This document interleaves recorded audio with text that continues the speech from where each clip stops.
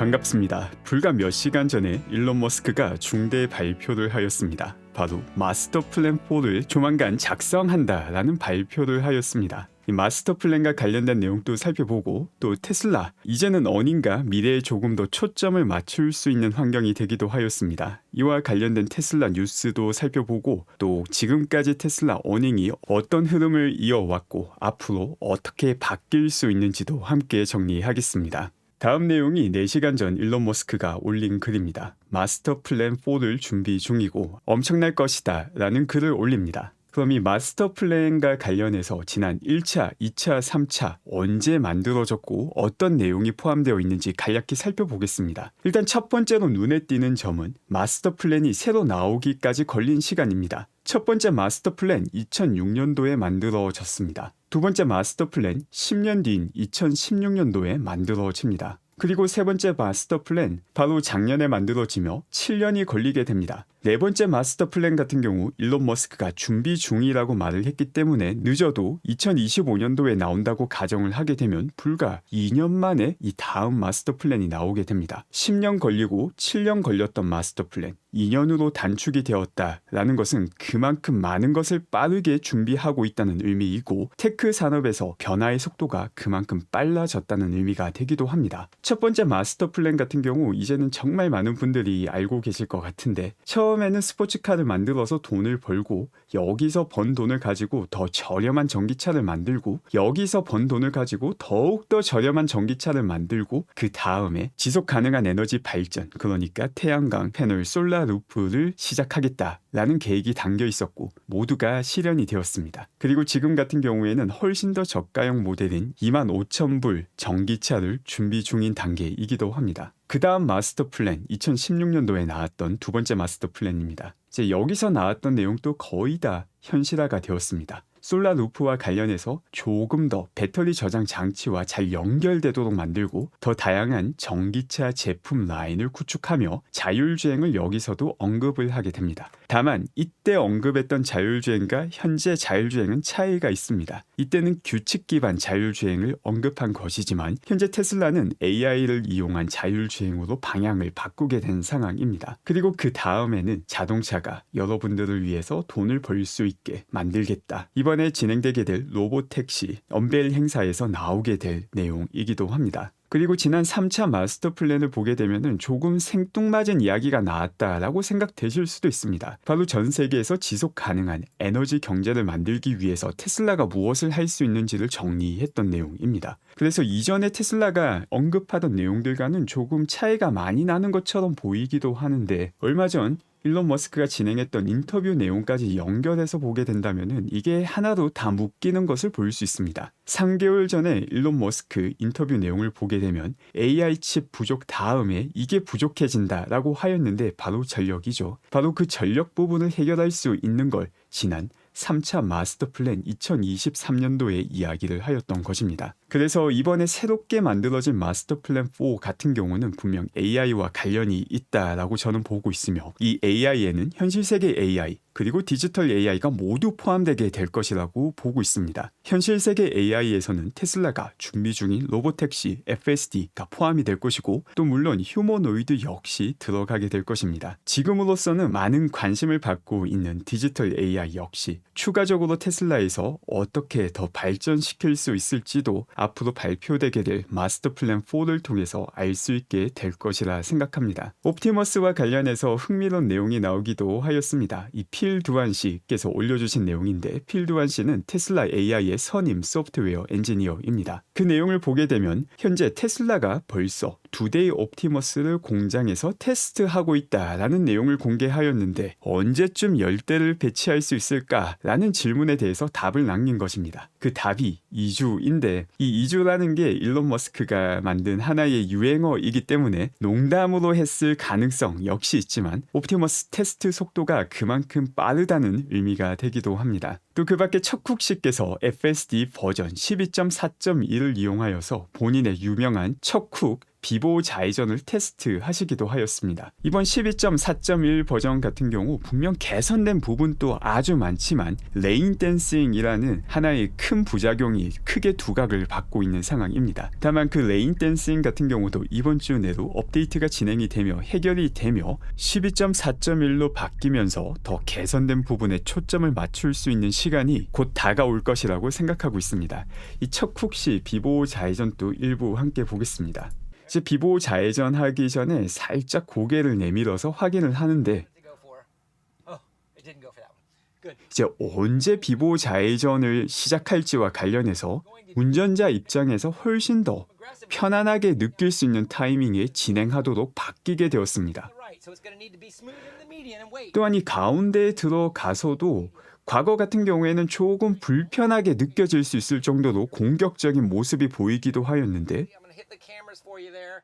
12.4.1 같은 경우는 역시 부드럽게 진행이 되고 있는 것을 확인할 수 있습니다. 이 척쿡시의 비보 좌회전 역시 해결된 지는 시간이 상당히 지났는데 단순하게 비보 좌회전을 성공한다 해서 끝나는 것이 아니라 운전자 입장에서 훨씬 더 편안하게 느낄 수 있게 부드럽게 또 예측 가능하게 발전하는 모습을 확인할 수 있습니다. 그 밖에 중국에서도 테슬라 FSD와 관련된 소식이 계속 이어지고 있습니다. 테슬라 리님께서 관련 이슈를 시간별로 잘 정리해 주셨습니다. 오늘 나온 뉴스에 따르면은 상하이에서 도로 테스트 면허를 발급받았다 라는 중국 매체 신문 기사를 확인할 수 있었습니다. 지금 보시는 이 내용이 중국 현지에서 나온 기사를 한국어로 번역한 내용입니다. 이를 보게 되면 상하이 링강 관리위원회 관계자가 10대의 테슬라 FSD가 해당 지역에서 테스트되고 있다고 밝혔다는 사실을 볼 수 있습니다. 또한 지난 14일 같은 경우 난후이 신도시에서 FSD 시범 테스트가 실시가 되었는데 이 경우에는 정부 부처가 테슬라 FSD 추진을 인정한 최초의 케이스가 되기도 하였습니다. 최근 들어서 중국의 다양한 곳에서 FSD 테스트가 진행이 되고 있다는 것을 확인할 수 있는 내용입니다. 또 그 밖에 테슬라 차님께서 미국 모델 가격 변화를 잘 정리해 주시기도 하였습니다. 이번에 모델 3 롱레인지 같은 경우 250불의 가격 인하가 진행이 되었습니다. 그래서 그 가격 변화를 보게 되면은 여기 보이는 조금 내려간 게 이번 모델 3 롱레인지 가격 인하를 나타내고 있습니다. 그런데 더욱더 중요한 거는 새롭게 업그레이드된 모델 3 롱레인지 다시 한 번 더 7,500불의 보조금을 받을 수 있게 되었다는 사실입니다. 이 보조금을 받고 또 5년간의 5,000불 정도의 연료비 절감을 감안하게 된다면 모델 3 롱레인지 구매 가격이 35,000불로 내려가게 되었습니다. 앞서 언급하였던 7,500불의 보조금과 또 5,000불의 연료 절감을 고려하지 않는다면 47,500불이 되는데 7,500불의 IRA 보조금 같은 경우는 구매할 경우에 바로 적용이 되기 때문에 사실상 40,000불의 모델 3를 구매할 수 있게 되는 것입니다. 이게 상당히 경쟁력 있는 가격이 되는 것이죠. 그래서 현재 모델 3 트림의 가격을 보게 되면 RWD 같은 경우 7,500불의 보조금을 받지 못하기 때문에 39,000불인 반면에 이번에 롱레인지가 보조금을 받을 수 있게 되어서 40,000불로서 1,000불밖에 차이가 나지 않게 되었습니다. 그리고 퍼포먼스 같은 경우 보조금을 받지만 이제 47,500불로서 가격 차이가 조금 있기 때문에 롱레인지가 미국에서는 모델 3 중에서 가장 많이 팔리는 모델로 한동안 유지가 되게 될 것 같습니다. 얼마 전 주총을 통해서 주요 안건들이 모두 통과가 되었는데 테슬라 기다리지 않고 바로 행동하였습니다. 알렉산드라 씨께서 공유해주신 문서를 보게 되면 벌써 법인 이전 신청을 테슬라가 진행을 하였습니다. 델라웨어를 떠나서 텍사스로 법인 이전을 신청하였으며 또 동시에 델라웨어 판사의 말 같지도 않은 판결에도 정당하게 반박을 할 수 있게 되었습니다. 이 중에서 가장 기가 찬 것이 바로 변호사 수임료였죠. 정말 다양한 형태로 기가 찼는데 이 토네타 법무팀 같은 경우에는 2,700만 주 이상의 테슬라 주식으로 보상을 달라 그 금액이 50억 달러가 넘어갔습니다. 우리나라 돈으로 뭐 6조 원이 넘는 말 같지도 않은 요구를 하였는데 이거 자체 토대가 무너지게 되었습니다. 이런 판결을 내린 사람이 맥코믹이라는 판사였고 그 판결을 내린 이유가 머스크가 고위험 고보상 지급 계획을 승인하는 과정을 통제했다고 주장을 했는데 어떻게 다시 주총을 통해서 투표를 해보니까 또 비슷하게 높은 찬성 찬성률을 통해서 통과가 되었고 특히나 투표에 참여한 개인 투자자들의 찬성 비율은 훨씬 더 높았습니다. 이를 통해서 일론 머스크가 이번 주총 투표를 통해서 투표 과정을 통제했다라는 이 판결의 결정적인 뒷받침 근거를 파괴하게 되었습니다. 이 CEO 성과상 철회마저도 이 판결 자체도 뒤집어질 가능성이 높으며 수임료와 관련해서도 희대 코미디로 기억이 되게 될 것입니다. 그 밖에 바이든 행정부에서도 계속해서 일론 머스크를 공격하기 위해서 법을 사용하고 있습니다. 이번 같은 경우에는 일론 머스크가 상장 기업의 임원이나 이사로 재직하는 것을 금지하도록 요청해서 테슬라에서 해임될 가능성마저 노출시키는 요구를 하고 있습니다. 또 더 강력한 소송을 찾고 있고 다양한 형태로 일론 머스크의 발목을 잡으려 하는 행태가 계속해서 목격이 되고 있습니다. 이제 여기에 대해서 일론 머스크는 로페어라는 댓글을 달았습니다. 이게 워페어를 바꾼 단어이죠. 워페어라는 게 전쟁인데 법을 무기화한다라는 걸 잘 표현한 것입니다. 가장 대표적이었던 게 이 CEO 보상안 취소와 또 말 같지도 않은 변호사 수임료였는데 일론 머스크 같은 경우 이번 주총을 통해서 이를 정면 돌파하는 모습을 보여주었고 또 앞으로도 로페어가 얼마나 호황된 것인지 더욱더 많은 사람들이 알 수 있는 시간이 될 것이라 생각합니다. 이제 그 다음은 테슬라 어닝과 관련된 내용을 살펴보겠습니다. 지금 보시는 게 분할을 고려한 뒤에 테슬라 난갭 기준 EPS를 나타내고 있습니다. 이제 테슬라 EPS 같은 경우 2022년 4분기 피크를 찍고 지금 트렌드를 보면은 쭉 하향하는 트렌드입니다. 이게 테슬라의 주가를 잘 설명하는 트렌드이기도 합니다. 그리고 그 옆에 이 붉은색 선 같은 경우는 차량의 인도량을 나타내고 있습니다. 그래서 이를 보게 되면은 분명 인도량은 증가하였음에도 불구하고 2022년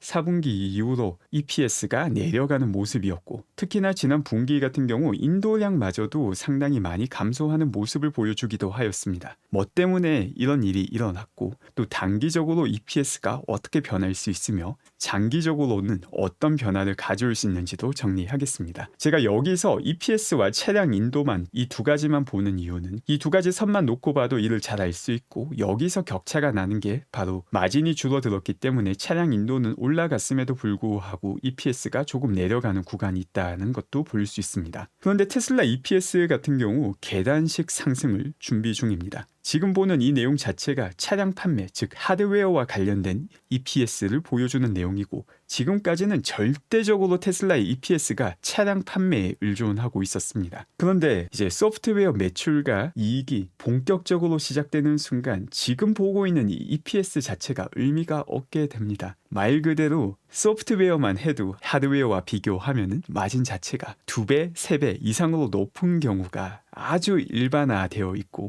또 AI와 관련되어 있는 자율주행은 산업 자체가 바뀌게 됩니다. 그래서 이게 결국 시간의 문제인데 조금 더 본격화되는 시기가 빠르면 올해 말, 늦어도 내년 상반기부터 볼 수 있게 됩니다. 이제 그때가 되면은 지금 EPS를 가지고 잠깐 EPS가 내려가는 트렌드를 가지고 테슬라 주가는 계속 내려갈 것이다. 주가 흐름 안 좋을 것이다. 라고 말을 했던 게 얼마나 우스울지 확인할 수 있는 시기가 되게 되는 것입니다. 자, 그런데 이건 아직까지 일어나지 않은 일이고 여전히 하드웨어가 중요한 건 분명 사실입니다. 그런데 이 하드웨어 중심으로 본다 하더라도 최소한 바닥은 지난 분기에 찍었습니다. 그와 관련된 내용도 조금 더 보도록 하겠습니다. 이제 지금 보시는 게 테슬라의 매출 부분별 마진을 나타내고 있습니다. 전기차 판매 마진 같은 경우 2022년 1분기 피크였던 32.85%를 기록하고 이후에 계속 내려가서 이제 현재 18.48%를 지난 1분기에 기록을 하였습니다. 근데 이걸 보게 되면은 2022년 1분기이죠. 이때 마진이 가장 높았는데 앞서 살펴봤던 것처럼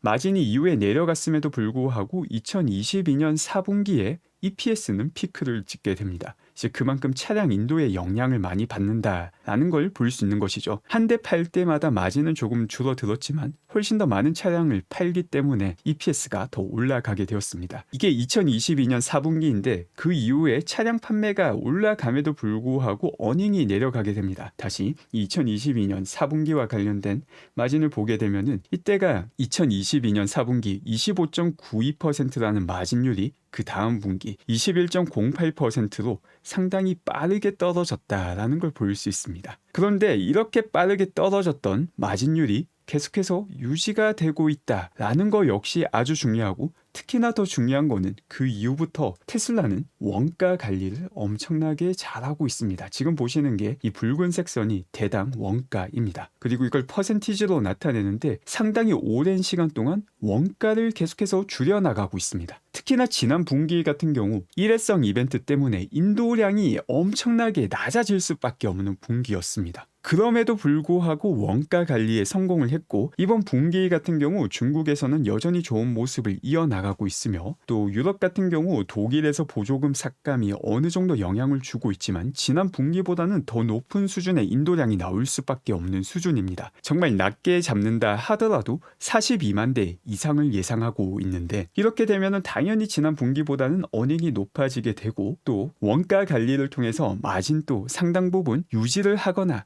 소폭 개선 가능성조차 존재하게 됩니다. 지금 보시는 게 중국에서의 누적 판매량을 나타내고 있습니다. 지금까지 계속해서 중국 내 주간 보험 등록수는 좋은 모습을 보여주고 있는데 지난주 같은 경우 작년 동주 워낙 많은 양이 판매를 했기 때문에 그 갭이 조금은 벌어졌습니다. 밑에 나오는 선이 작년 누적 판매량과 올해 누적 판매량의 차이를 나타내고 있는데 16주 이후부터는 계속해서 그 갭이 좁혀지고 있으며 조만간 따라잡을 수도 있는 상황이기도 합니다. 그래서 유럽에서의 상황을 조금 감안한다 하더라도 중국에서 좋은 판매량을 보여주고 있으며 또 마진을 유지하고 있다라는 점에서 이 차량 인도수로서 EPS를 끌어올릴 수 있는 상황이 되었습니다. 이게 미래라는 거는 그 누구도 예상을 할 수 없는 거지만 지금과 같은 흐름이 이어지며 금리 인하까지 진행이 되게 된다면 조심스럽게나마 이 하드웨어만으로도 좋은 상황이 충분히 펼쳐질 수 있는 환경이기도 합니다. 그리고 이것보다 더욱더 중요한 점은 8월 8일 로보택시 언베일과 함께 FSD 발전을 통해서 드디어 소프트웨어 회사 혹은 AI 회사로 거듭나서 어닝이 인식되는 시점에서는 이거 가지고 이제 주가를 이야기했다라는 것 자체가 정말 우스워지는 시점이 오게 될 것입니다. 그리고 일론 머스크가 메가팩과 관련된 이야기도 하고 있습니다. 이제 훨씬 더 많은 곳에서 메가팩을 점점 더 준비하고 있는데 앞서 살펴봤던 차트에서도 메가팩의 중요성을 조금 더 확인해 보겠습니다. 지난 1분기 같은 경우 매출 총이익 기준 86.9%를 전기차가 차지했으며 에너지 부분, 대부분이 메가팩이죠. 이 부분이 10.9%를 차지했습니다. 에너지 부분이 점점 더 큰 비중을 차지해 나가고 있는데 이 에너지 부분 전체 매출 자체도 증가하고 있는 상황입니다. 그리고 앞서 살펴봤던 이 차량 마진 같은 경우 2022년 1분기에 피크를 찍고 점점 내려가고 있었죠. 지난 분기 같은 경우 18.48%까지 내려온 상황이었는데 이와 반대로 에너지 부분의 마진은 전기차가 피크를 찍었던 2022년 1분기 마이너스 11.69%였는데 계속해서 우상향해서 지난 분기 같은 경우 24.65%를 기록합니다. 이처럼 높은 마진을 에너지 부분에서 계속 유지할 가능성이 거의 확실하며 이제 이게 2분기이든 3분기이든 에너지와 관련해서 또 의미 있는 매출 상승을 볼 수밖에 없는 상황입니다. 이 역시 전체 매출 총이익 비율로 보게 된다면은 여전히 작은 부분이지만 점점 더 유의미한 EPS 증가가 에너지 부분을 통해서 나타나기 시작하는 시기입니다. 바로 그 메가팩을 일론 머스크가 다시 한 번 더 언급하기도 하였습니다. 또 스타링크에서도 새로운 제품이 발표가 되었습니다. 바로 스타링크 미니인데 크기가 정말 작습니다. 28.9, 24.8cm인데 이 안테나만 있으면은 세계 어디에서도 인터넷이 가능하게 된다는 것입니다. 이렇게 작으면은 휴대가 더 편하고 어떻게 보면 가격이 더 비싸야 될 것 같은데 가격이 절반 가격입니다. 그럼에도 불구하고 속도가 결코 느리지 않습니다. 100Mbps/s라는 높은 속도를 보여주며 지연 시간도 23ms로 원하는 거는 거의 다 할 수 있는 아주 훌륭한 서비스가 새롭게 나오게 되었습니다. 그 밖에 화웨이 차량과 관련해서 흥미로운 소식이 확인되기도 하였습니다. 화웨이 차량 같은 경우에 신규 차량을 샀는데 차를 타보니까 그 안에서 광고가 나오고 있다라는 제보가 나왔습니다. 이처럼 중국에서 아직까지 전기차를 판매해서 수익을 보지 못하는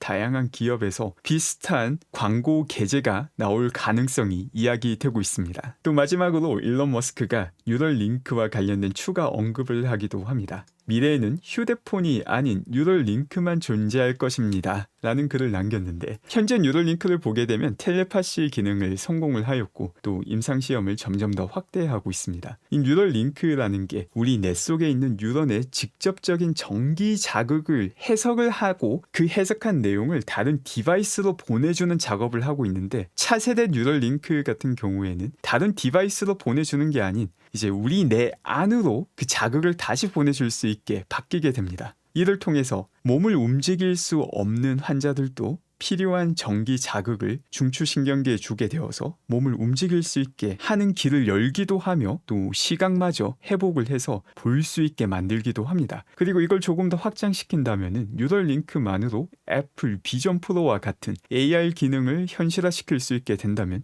사실 휴대폰이 필요가 없게 되는 것이죠. 그래서 궁극적으로는 뉴럴링크를 통해서 휴대폰마저도 대체할 수 있게 될 것이다 라는 일론의 큰 비전을 볼 수 있는 글이기도 합니다. 오늘 제가 준비한 내용은 여기까지이며 오늘 또 함께 해주신 분들 감사드리며 즐거운 하루 되시기 바랍니다.